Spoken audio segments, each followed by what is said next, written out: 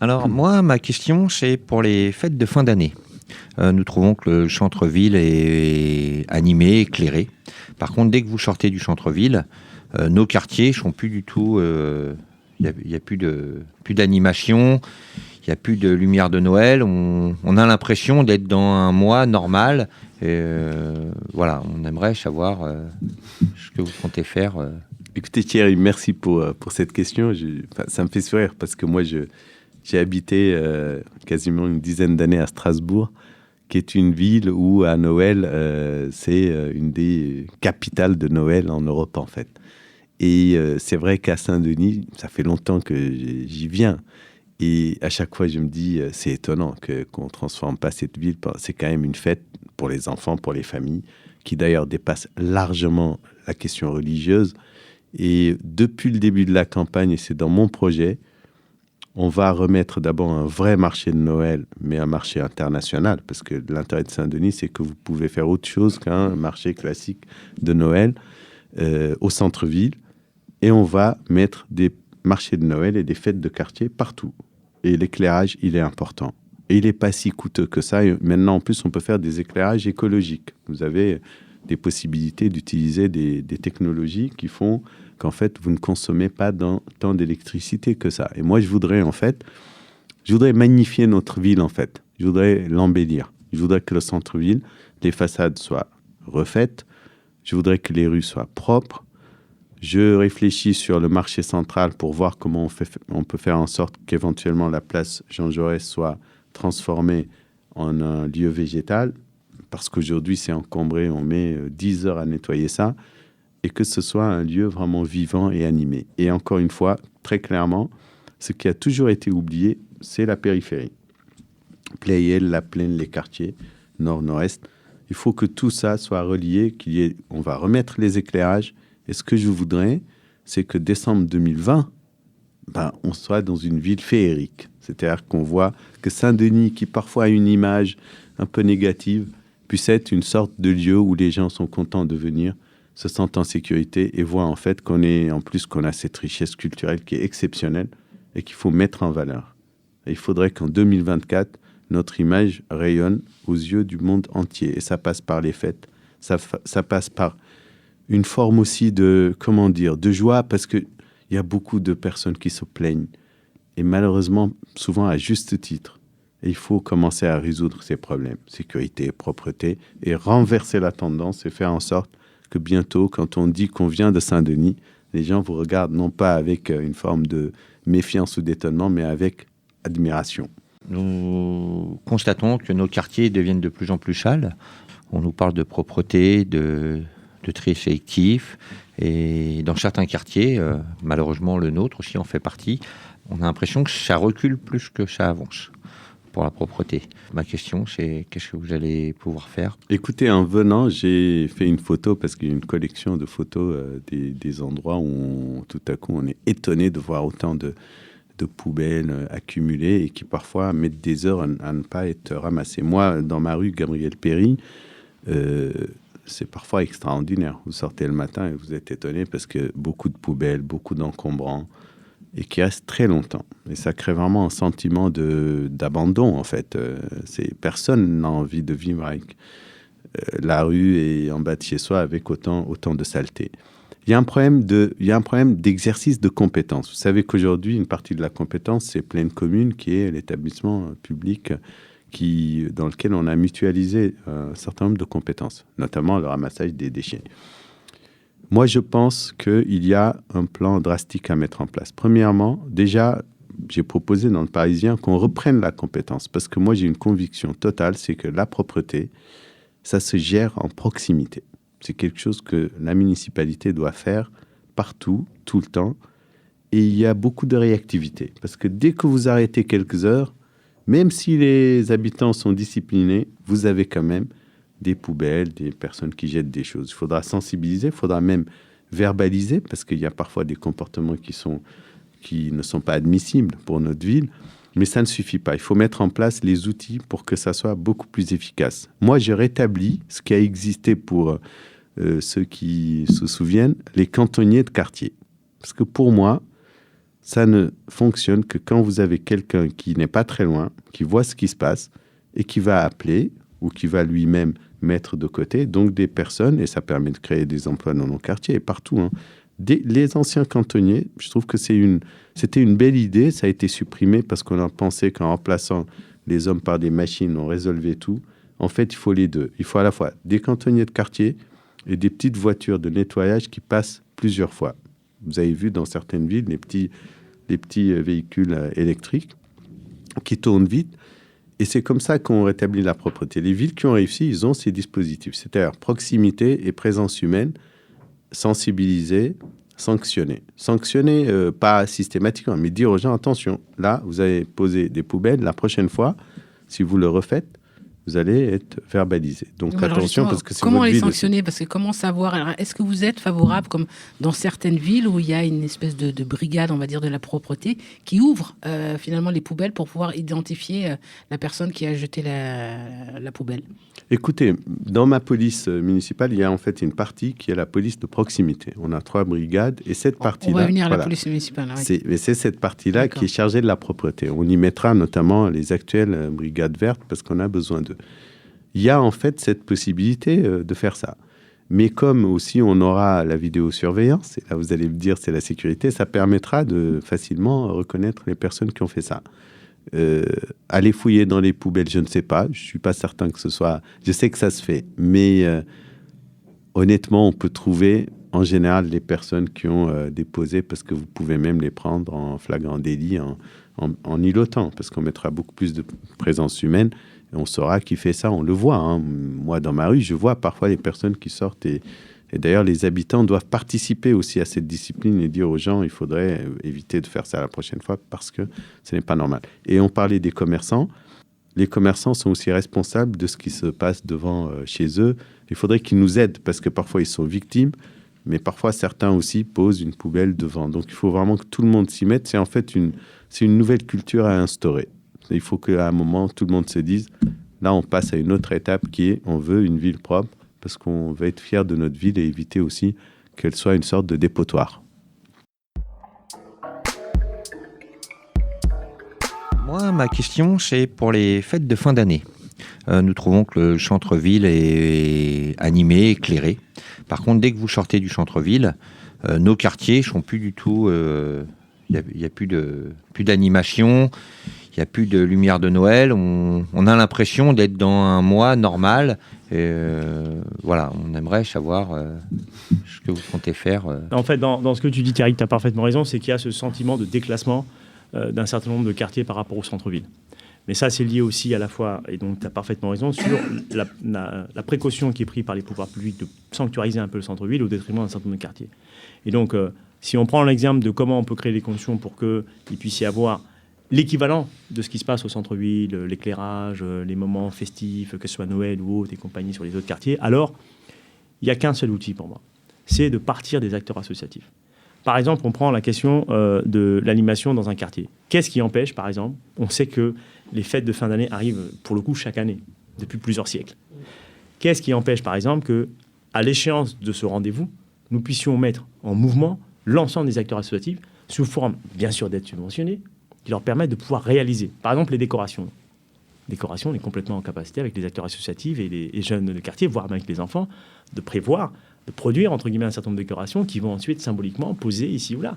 Donc, on est vraiment en capacité et je pense qu'il faut clairement que l'on parte du principe que ces acteurs associatifs sont des outils, pas sur une approche d'exploitation, mais juste de dire que ce sont des outils qui nous permettent d'aller plus loin, en fin de compte, dans l'offre. Donc, subventionner les acteurs associatifs. Deuxièmement, c'est anticiper les différents projets. Puis troisièmement, c'est créer les conditions pour qu'à un moment donné, on puisse créer les conditions que les différents habitants se sentent aussi concernés par ce qui se passe. C'est ce que vous avez fait d'ailleurs quand vous avez organisé votre événement autour de Noël. Voilà, c'est-à-dire qu'aujourd'hui, clairement, si vous n'avez pas pris l'initiative de le faire, il n'y aurait absolument rien eu.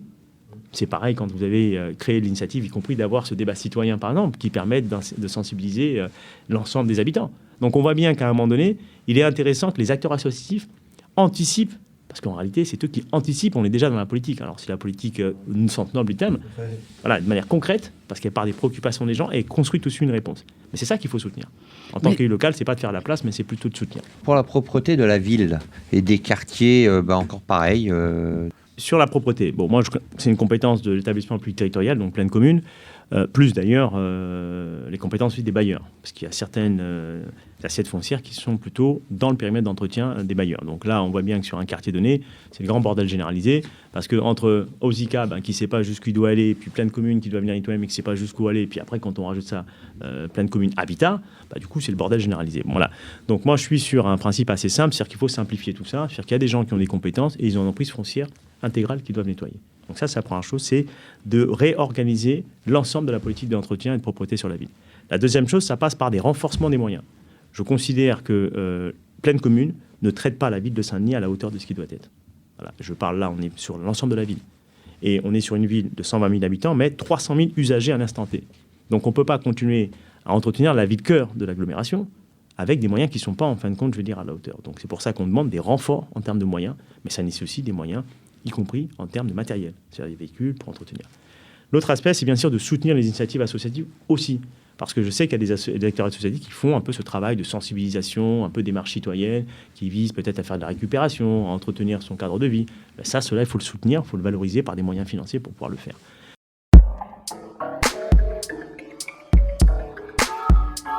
Pour les fêtes de fin d'année, on s'est rendu compte que le centre-ville est vraiment, on sent que c'est les fêtes, bien fêtes illuminé. de fin d'année, ouais, bien illuminé. Dès du moment où on sort du centre-ville, terminé, plus rien. Si vous devenez maire, vous ferez quelque chose pour ça? Ah oui. Combien de fois on s'est battu, moi, ce que j'étais élu sur ce sujet-là. Vous voyez, les problèmes budgétaires, c'est bête. Mais les problèmes, je vous le dis parce que je peux en témoigner. Et à un moment donné, il y a un certain nombre de choses qui se font. Il faut arbitrer entre des dépenses. Et ça dépend de l'élu qui défend son dossier, son budget. Voilà. Selon qu'il a des poids ou selon qu'il n'a pas de poids, enfin moins de poids. Voilà. Et toujours ceux qui ont plus de poids qui vont imposer. Voilà. C'est pas obligatoirement la mauvaise volonté, mais c'est la vie, c'est comme ça. Et moi, j'ai vu les arbitrages qui se sont faits aux dépens de l'éclairage public en général à Saint-Denis, qui était un vrai problème. Et pour les fêtes qui arrivent toujours en dernier moment. D'ailleurs, ce qui était révélateur, c'est que les commandes auprès des entreprises pour illuminer arrivaient tout à la fin en catastrophe parce que tout le monde avait oublié de le faire. Voilà. Ça, c'est une réalité que je vous décris. Bon, alors, ils se sont rattrapés depuis quelques temps, manifestement. Puis cette année, je trouve que les décorations étaient particulièrement agréables, de qualité, et qu'il y en avait beaucoup plus, mais effectivement dans le centre-ville, voire l'hypercentre. Et vous avez raison. Moi, je veux absolument que dans chaque quartier, il y ait un pôle d'animation, un pôle de fête. De plus en plus, on nous parle de propreté, de tri, de choses. Et nous, on se rend compte que de plus en plus, on trouve que ça devient sale. De moins en moins, sur certains quartiers, on voit aucune balayeuse passer. Même si on me dit le contraire, moi je suis là et je vois que des fois on ne voit pas de balayeuse, des sacs poubelles qui traînent pendant plusieurs jours. Si vous passez, vous ferez quelque chose pour ça? Oh, écoutez, ça c'est un sujet... alors aussi, je suis désolé, en 1989, pour la première fois, j'ai été élu avec Marcel Berthelot. Je peux vous dire que c'était un sujet qui était débattu assez violemment déjà au sein de la majorité sur la question de la propreté à Saint-Denis. Voilà, c'était il y a 31 ans. Bon, juste pour vous dire que c'est un sujet récurrent.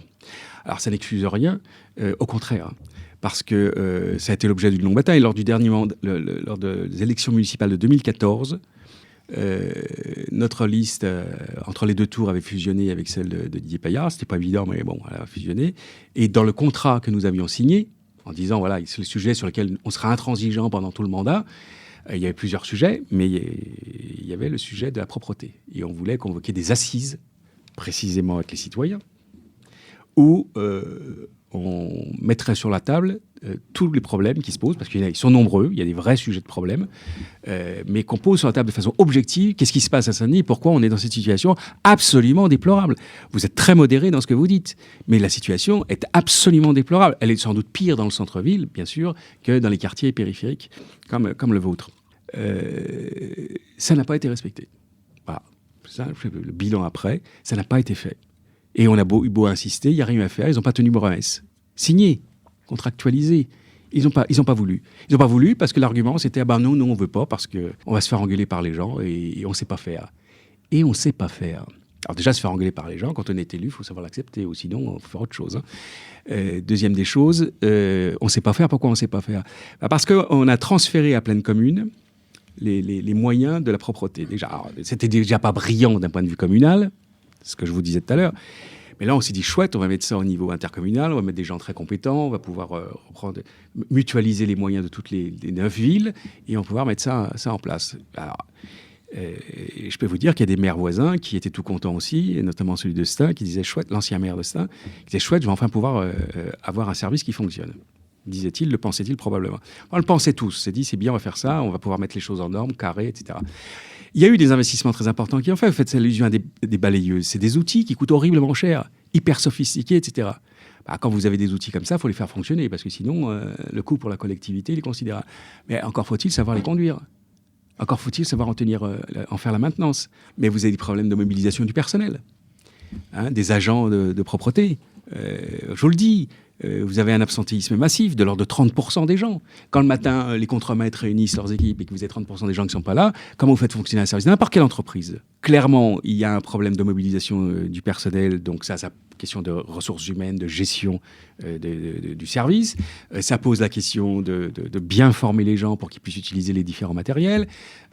Ça pose aussi, encore une fois, la question de la gestion des territoires. Vous avez, objectivement, nous avons le même service entre Saint-Denis et Épinay-sur-Seine. Vous allez franchir à Épinay-sur-Seine, c'est nickel. C'est le même service, pleine commune. C'est absolument nickel. Et ici, Saint-Denis, alors qu'est-ce qui se passe ? Eh bien, on priorise les autres maires à côté, les autres territoires, parce qu'ils tapent du poing sur la table, ils exigent, etc. Et que Saint-Denis, comme d'habitude, comme c'est Saint-Denis qui pilote pleine commune, la contrepartie, que Saint-Denis n'a pas trop son mot à dire. Je vous le dis, le maire de Saint-Denis n'a pas son mot à dire devant Brauzec aujourd'hui. Soyons clairs. Enfin, la situation change là maintenant, mais pendant tout le mandat, voilà. Et donc Saint-Denis a toujours été servi en dernier, à la marge. Et donc, on paye l'addition. Donc, Saint-Denis, non seulement fait des efforts considérables en termes budgétaires au niveau de pleine commune, même s'il en tire pas mal d'avantages au niveau des investissements.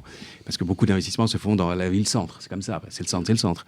Mais elle le paye en contrepartie parce que les autres maires disent, oui, mais moi, sur la gestion des politiques publiques standards au quotidien, il ne faut pas m'oublier. Là, ça chauffe. Donc, voilà. Donc, on est coincé par tous ces éléments-là. Vous voyez, il y a plusieurs éléments qui jouent. Et il y a eu la tentation importante chez certains d'essayer de trouver la solution en mettant ça sur le dos de la population.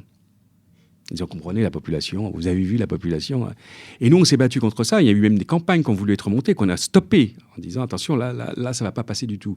En disant, les gens, ils ne sont pas propres, quoi. En disant, nous, on travaille et c'est vous qui foutez le bazar. Donc ça, c'est intolérable. Dans n'importe quelle ville de France, la propreté est une priorité de la gestion du maire ou de la structure pleine commune, l'équivalent pleine commune. Voilà, c'est une priorité. Et puis, on y arrive, globalement. Et il ne faut pas mettre ça sur le dos de la population. Qu'après, qu'il y ait des campagnes de sensibilisation, ça, c'est autre chose, bien sûr, d'éducation, de sensibilisation. Mais vous ne pouvez pas vous en tirer comme ça. Donc, il y a des vrais problèmes structurels. Et c'est sûr qu'une nouvelle municipalité, quelle qu'elle soit la nouvelle municipalité, je pense, devra s'occuper de ça. Et l'une des pistes, c'est la remunicipalisation. Il ne faut pas avoir peur. Il faut remunicipaliser ce service. C'est-à-dire que ce soit plus en proximité, tout simplement, en relation directe avec les élus. Voilà.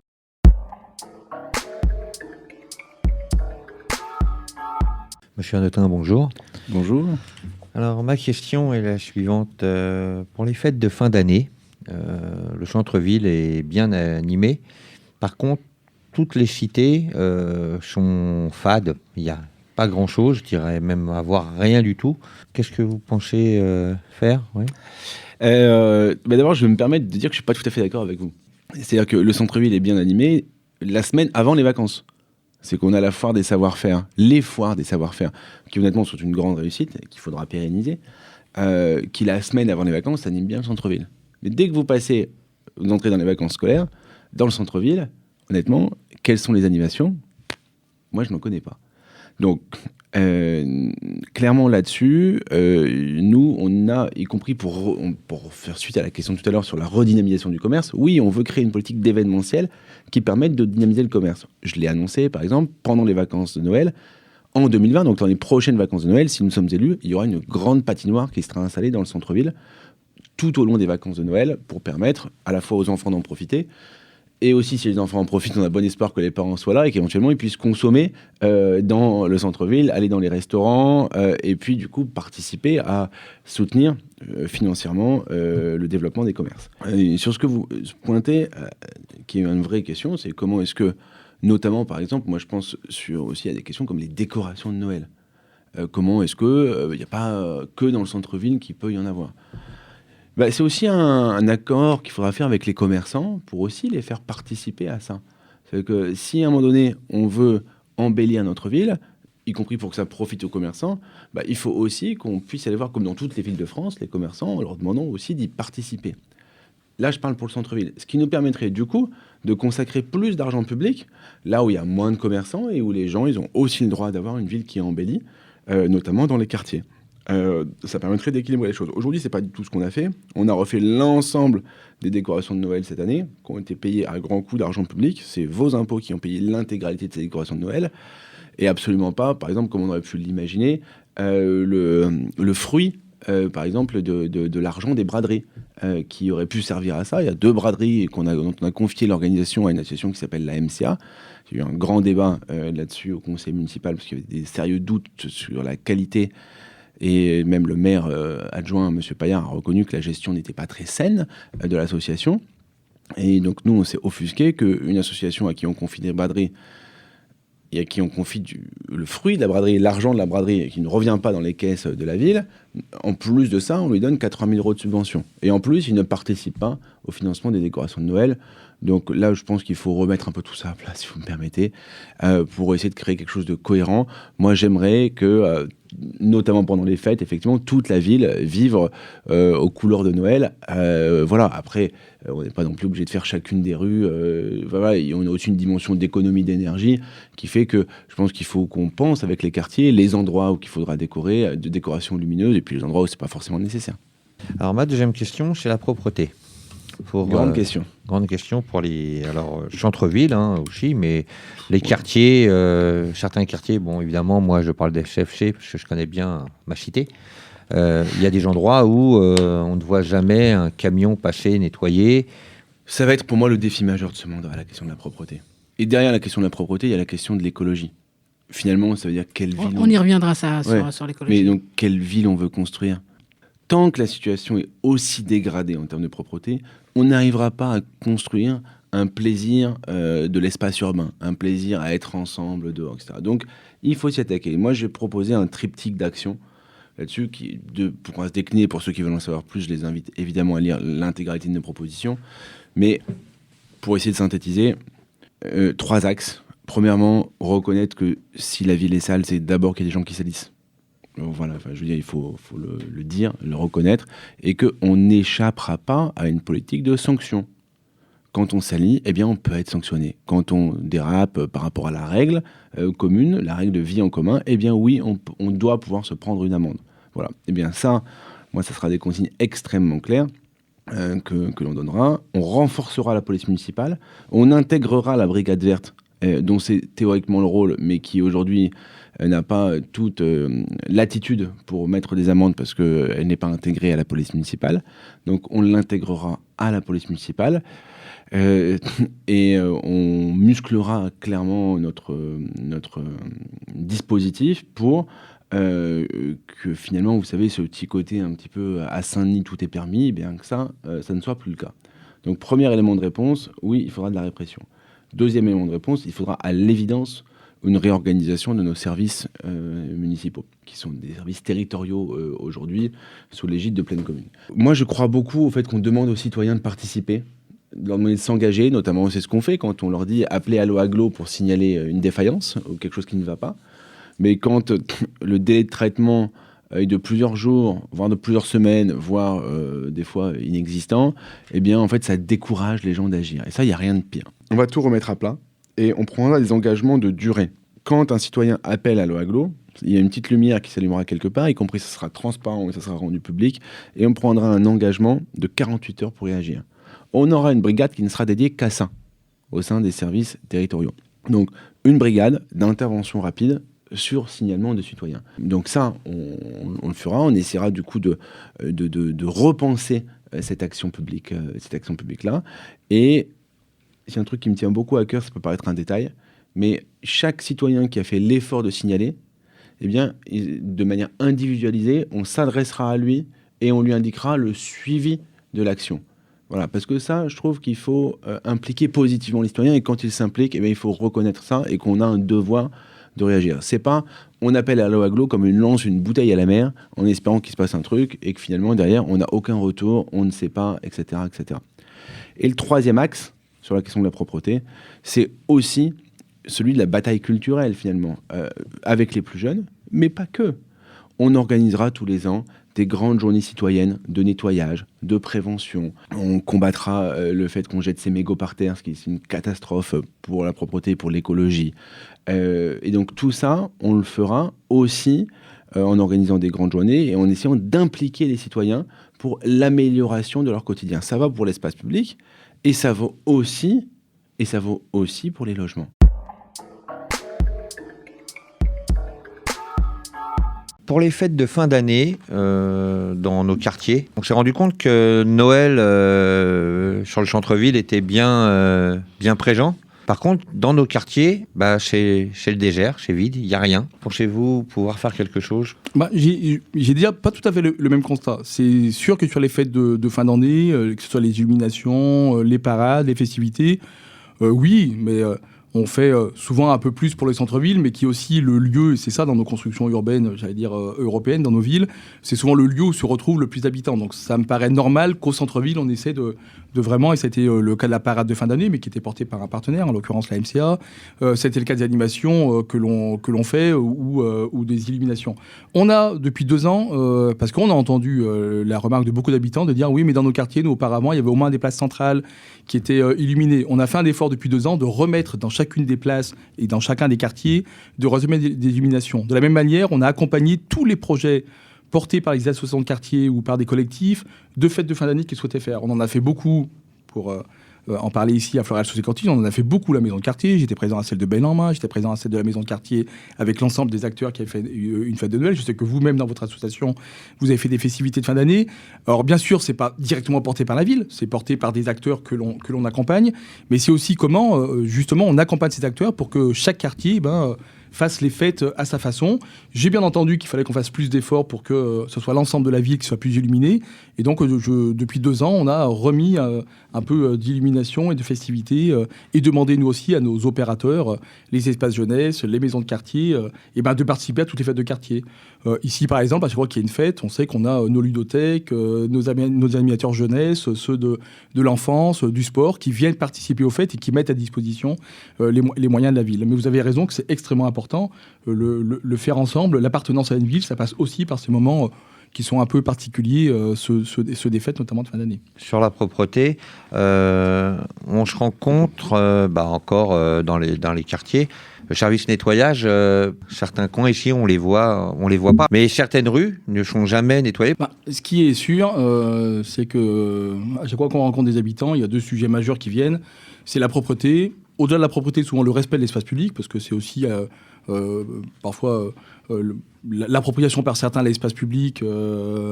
Ça peut être des problèmes de voirie, ça peut être des problèmes de stationnement. Tout ça concourt à un sentiment de laisser aller. Moi, je dis non, c'est pas vrai. Nos services travaillent énormément, le service de pleine commune en l'occurrence. Les voiries, c'est pleine commune. Après, effectivement, dans des quartiers où on a beaucoup de logements HLM, il y a le bailleur qui, lui, tous les espaces communs autour des immeubles. Donc, c'est un travail qui à la fois est partenarial et qui doit toujours être très coordonné. Et parfois, la coordination ne fonctionne pas de manière optimale, très coordonnée pour que ce soit efficace. Pour moi, il y a deux choses, parce que le phénomène, il est sur l'ensemble de la ville. Et j'ai même tendance à dire que parfois, le centre-ville, avec le nombre de passages et d'usages qui est fait de ce centre-ville, il peut laisser à certains moments de la journée à désirer. Donc pour moi, il y a une première question, c'est comment on renforce effectivement le service public de la propreté. Pas en y mettant toujours beaucoup plus d'argent, parce que tout ça, c'est des impôts des habitants, et il faut qu'on soit extrêmement précautionneux sur l'argent public. Mais par contre, il faut qu'auprès de Pleine Commune, et Pleine Commune, c'est nous, ce sont les élus des villes qui siègent à Pleine Commune, c'est comment on arrive à faire comprendre qu'on peut avoir des priorités différenciées par ville. Moi, je considère que l'usage de la ville de Saint-Denis en dehors de son nombre d'habitants fait qu'on a besoin de plus de passages de propriété réguliers sur l'ensemble des voiries. On ne peut pas comparer le centre-ville de Saint-Denis et le centre-ville de Villetaneuse. Ça doit être 10 à 50 fois plus de personnes qui passent. La ville de Villetaneuse, par contre, je connais bien la maire Karen Just, dit mais moi, La propreté est moins un enjeu, c'en est pas un, mais c'en est moins un enjeu. Par contre, j'aimerais que mes petites entreprises qui sont fragiles soient mieux accompagnées. Donc on voit qu'à l'échelle de pleine commune, il faut peut-être qu'on se donne des priorités qui peuvent être un peu différentes. Moi, une des priorités essentielles pour Saint-Denis, c'est ce respect de l'espace public et la propreté. Mais on voit bien qu'il faut aussi agir différemment. Il y a une chose, pleine commune nettoie bien. Les agents passent beaucoup de temps. Ça, c'est le nettoyage qu'on appelle global. Par contre, je pense qu'il faut qu'on revienne à la proximité, à l'hyper-proximité. Donc, il faut que la ville prenne beaucoup plus sa place. Et donc, c'est un travail qu'on fera à pleine commune pour les dépôts sauvages, pour les encombrants. Là, il faut être hyper réactif. Et on sait bien que les équipes de pleine commune qui ont un timing pour nettoyer l'ensemble du quartier, elles vont être moins attentifs à ces dépôts. Ceux qui, finalement, mettent le plus en rogne les habitants quand ils ont l'impression qu'il n'y a pas de réactivité. Et donc là, je pense que la ville, avec les effectifs que l'on a et qui sillonnent la ville, on doit être beaucoup plus réactif. De la même manière pour les encombrants. Les encombrants, il y a quand même deux choses. On a l'impression que 2 fois par mois, c'est un capharnaüm dans nos villes et il y a tellement de choses à récupérer. Donc comme je pense qu'il faut aussi, et c'est aussi un enjeu écologique, réduire les déchets, voyons comment on arrive à travailler avec des associations. On a la régie de quartier ici qui est un acteur essentiel pour que, au moment de la sortie des encombrants, ces associations fassent le travail de récupérer ce qui peut être récupérable, fassent un travail de service rendu aux habitants. On demande à nos habitants d'aller à la déchetterie, c'est vrai que c'est gratuit. Ceux qui sont motorisés peuvent y aller, c'est gratuit, il faut qu'ils le fassent. Mais par contre, on a la moitié de nos habitants qui n'ont pas de voiture. On leur demande de moins prendre la voiture. Donc il faut qu'on leur apporte un service en disant, lorsque vous avez des encombrants, plutôt que les déposer sur l'espace public, on peut créer en lien avec des associations un service à la demande ou quelque chose où une fois par semaine, c'est un service qui pourrait être rendu aux habitants. Le troisième point, c'est qu'il faut travailler sur les comportements. Moi, je fais toujours attention. On n'aurait pas des habitants ici qui seraient plus sales qu'ailleurs, mais on a quand même des incivilités. Et les incivilités, il y a 2 manières de les aborder. La sensibilisation. On le fait de manière de plus en plus régulière à l'école. Et il faut continuer à le faire à l'école, parce qu'on sait que les enfants sont souvent très prescripteurs, parlent à leurs parents. Et il faut aussi qu'auprès des personnes, des commerçants notamment, c'est extrêmement important aussi, qu'on leur dit, vous n'êtes pas que commerçant. Dans votre magasin, vous avez aussi un rôle à jouer sur votre passe-porte. Vous devez aussi avoir un comportement citoyen. De la même manière pour les habitants. Et puis une fois qu'on a sensibilisé et que certains continuent à avoir des comportements irrespectueux, désolé de le dire, qui emmerdent tout le monde, il faut qu'on soit plus efficace sur les contraventions. Je mets toujours ça en garde parce qu'on a toujours l'idée qu'on pourrait mettre des contraventions et prendre en flagrant délit tout le monde. Paris a une politique de mettre des amendes et on voit bien que c'est compliqué, y compris la propreté à Paris. Donc on peut aller plus loin en la matière. Je ne mettrai pas un policier derrière chaque personne pour le plan en flagrant délit. Mais vous voyez bien que si on travaille plus sur les zones à fort usage, que la ville reprend à son compte l'hyperproximité, notamment les dépôts sauvages, qu'on réduit les déchets. C'est pas possible qu'on ait autant de sacs plastiques et de déchets plastiques dans tout ce qu'on achète tous les jours. Et travailler d'ailleurs sur les circuits courts des commerçants. On a beaucoup de commerçants du circuit court vertueux où quand vous achetez, ils vous mettent pas les fruits dans un emballage, remis dans un emballage et le tout dans 3 sacs plastiques. Parce que ça, malheureusement, c'est que c'est des déchets qui continuent. Donc c'est tout azimut par ces solutions-là qu'il faut qu'on attaque la question de la propreté. Il n'y a pas de fatalisme. On peut réussir à améliorer la donne et améliorer la vie. Il n'y a pas de recette miracle, mais il n'y a pas de fatalisme.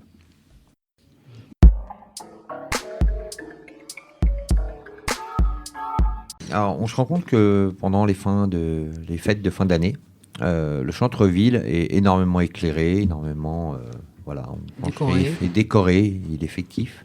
Par contre, nos cités, de moins en moins, on a l'impression que c'est pas les fêtes de fin d'année ou d'autres fêtes. On a l'impression d'être un peu oubliés, tous les quartiers. Si vous devenez maire, qu'est-ce que vous pensez faire ? Je pense que c'est pas effectivement qu'au moment des fêtes, c'est aussi tout simplement la desserte des quartiers avec les transports publics qui aujourd'hui font que les quartiers sont enclavés. Alors, ça fait aussi partie des problèmes. Mais c'est évident qu'aujourd'hui, à l'inverse, d'abord, il y aurait à poursuivre des projets de rénovation des quartiers. Ça, ce serait très important qu'ils soient des projets qui soient différents de ceux qui aujourd'hui sont mis en place. Non, mais je pense qu'il y aurait besoin d'avoir l'égalité de traitement et puis après de réfléchir aussi après comment on fait, parce que d'un point de vue écologique, il y a un côté aberrant d'allumer toute la nuit entière, qui est de griller de l'électricité pendant des heures et des heures où peu de monde est dehors. Par contre, qu'il y ait une répartition dans toute la ville de moyens décoratifs qui permettent qu'au moment où les gens sont dehors, viennent, etc., circulent, bien sûr qu'il faudrait que ce soit réparti à l'échelle de l'ensemble de la ville. Encore une fois, en arrêtant au moment où il n'y a plus personne et où donc ça ne sert strictement à rien. Les quartiers, des fois, sont très sales. D'autres sont très propres. Mais on voit bien qu'il y a des coins où on voit jamais une balayeuse passer. Et d'autres, on la voit passer 3 fois dans la journée. J'avais Des propositions une proposition à pour remettre. améliorer finalement la propreté de la ville. Là encore, je pense qu'il y a eu transfert de compétences à pleine commune de la voirie et que ensuite pleine commune a fait des délégations de services publics à des entreprises privées. Je crois que c'est Veolia, c'est entre Veolia et Suez. Et évidemment, Veolia et Suez gèrent en faisant un maximum d'économies sur la seule chose sur laquelle ils savent faire des économies, c'est-à-dire le coût du travail et donc le nombre de personnes qui sont disponibles pour passer. Voilà. Et je pense que ça c'est une des principales raisons. Et que par rapport à ça, nous, notre réponse, c'est également la remunicipalisation du service de la voirie avec des embauches qui permettent qu'il y ait du monde partout, là où il y en a besoin, voilà, et puis qui s'accompagnent en même temps dans les écoles, dans les centres de loisirs, dans les antennes jeunesse, aussi d'une éducation au respect de son environnement pour éviter de faire n'importe quoi dehors.